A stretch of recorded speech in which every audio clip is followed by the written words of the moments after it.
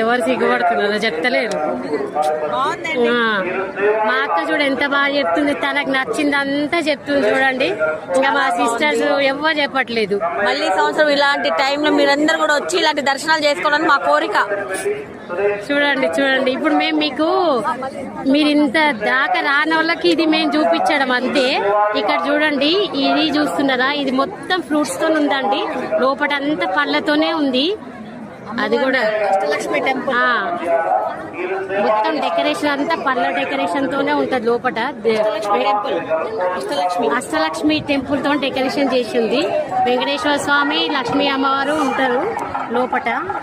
అక్కడ కూడా వెళ్దాము. ఇది చూడండి, ఇక్కడ అష్టలక్ష్మి అమ్మవారు, తర్వాత వెంకటేశ్వర స్వామి, లక్ష్మీదేవి ఎంట్రన్స్ లోపల డెకరేషన్ ఫుల్ ఉంటదండి.